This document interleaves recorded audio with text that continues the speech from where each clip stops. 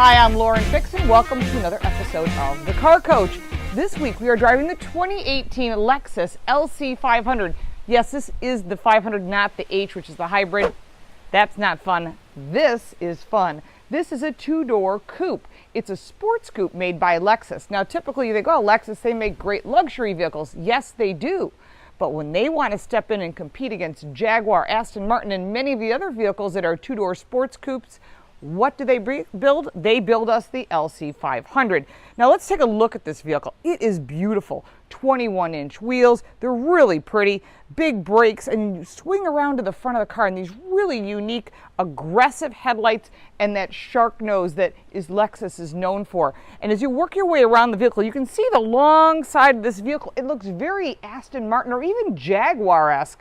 Very pretty, and then it goes into the back with some wide hips. It's really a pretty car, and the rear taillights are really cool because they're like whited out, and exhaust is built in, it's underneath. So they've done a lot of great design work for this vehicle.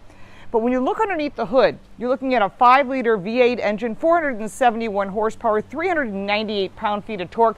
So this is a beast. This is not supercharged or turbocharged. This is a real naturally aspirated beast.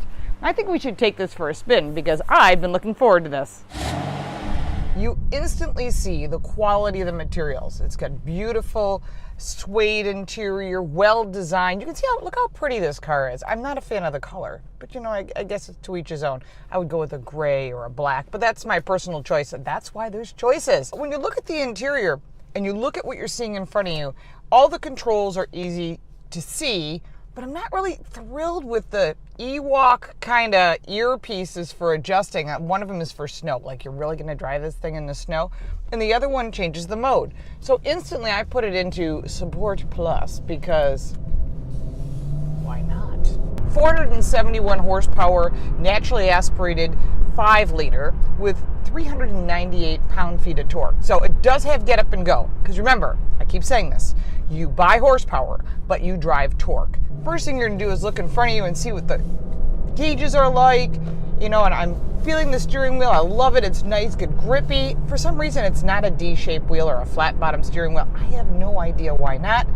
It probably should, because getting in and out of this car is a bit of a challenge for anyone bigger than me. Yes, you can adjust the seat, etc., etc. As far as the controls themselves, you look to the center stack. Beautiful, stretched out screen with a really nice digital clock. Lots and lots of warning lights on, which is kind of weird, like airbag off, passenger airbag. I was like, I don't need that much nannying, you know what I mean?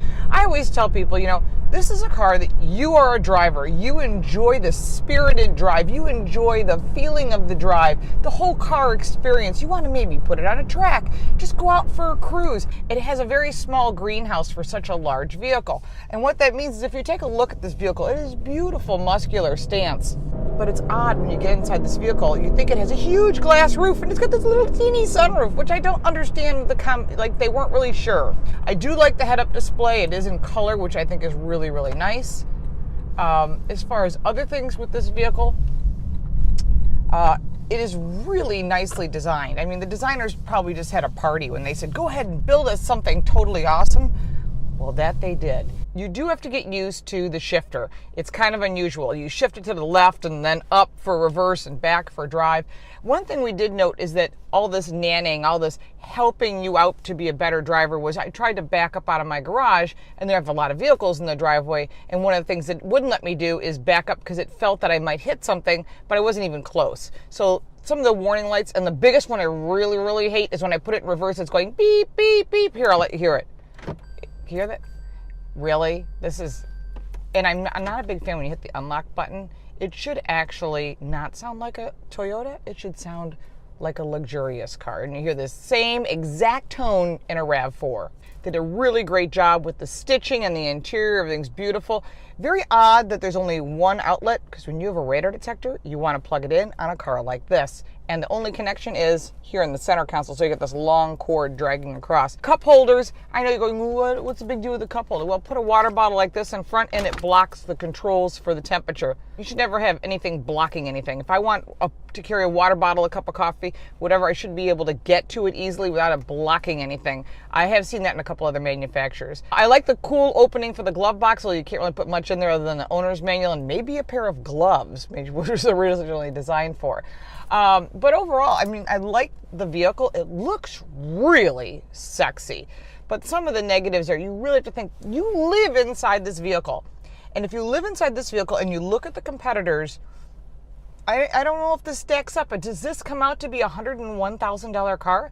I don't know. Every single item is a line item. You want head-up display, you want convenience options. You start adding it up, and a $92,000 car blows over $100,000, which puts you in a gigantic category of other cars. So, performance-wise, it's beautiful. It's a beautiful car. It's got great performance, good handling, good traction to the road. I especially like it in Sport Plus. In normal, it's not so exciting. In Sport and Sport Plus, yes. Or they call it Sport S Plus. But as far as the vehicle itself, I think you should look at the competition. I'm not 100% sold on this car yet. Maybe there's some changes that need to be done.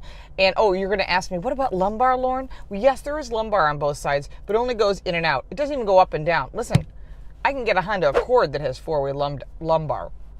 Seriously? Let's try to put some little details in there to make the seat just a touch more comfortable for those that are driving it. When you're looking in the $100,000 category, there's a lot of vehicles to consider. That's a lot of money to spend on a vehicle, and you really have to think about what makes sense for you when you're looking for all the performance, handling, braking aspects. Would I put this on the track? I could put it on the track, but personally I don't think it's the best trackable choice in that category. But then again, we'd have to take it to a track like, I don't know, Watkins Glen, Mid-Ohio, Road America. That could be a lot of fun. Some of the negatives. There should be four-way lumbar. I know I'm a lumbar person, but honestly, the seat should have more adjustability than just 8 different ways. The infotainment system is a little bit cumbersome. I'm really not a fan of that mouse. If I want to adjust the volume, that's easy, but anything else requires a bit of work. And it shouldn't. Storage in the trunk, well, what are you going to say? It's not designed to be storing much more than maybe a duffel bag to go away for the weekend. It's really designed to be driven and enjoyed. This is not your vehicle you'd take to the grocery store. Other things that I have to say have really well done is the performance aspects of this vehicle, and the adjustability is great, whether it's comfort, sport, plus. I mean, they've really done a great job with making those S-level performance. Take a look at some of the other competition. Drive this vehicle. It is a limited production car, so if you do want one, it would be nice to add to any collection. Now, for more information, you can read all the details down below, way more than I'd like to regurgitate to you. And I'm sure you don't want to hear it all because all those little details are listed below. Also, if you want more information on this car or other cars, go to my website at laurenfix.com. Sign up for that free newsletter. And don't forget to follow me on all forms of social media at laurenfix. And check out our abc.com videos, His Turn, Her Turn with the Paul Bryan. Thanks so much for watching, and we'll see you next time.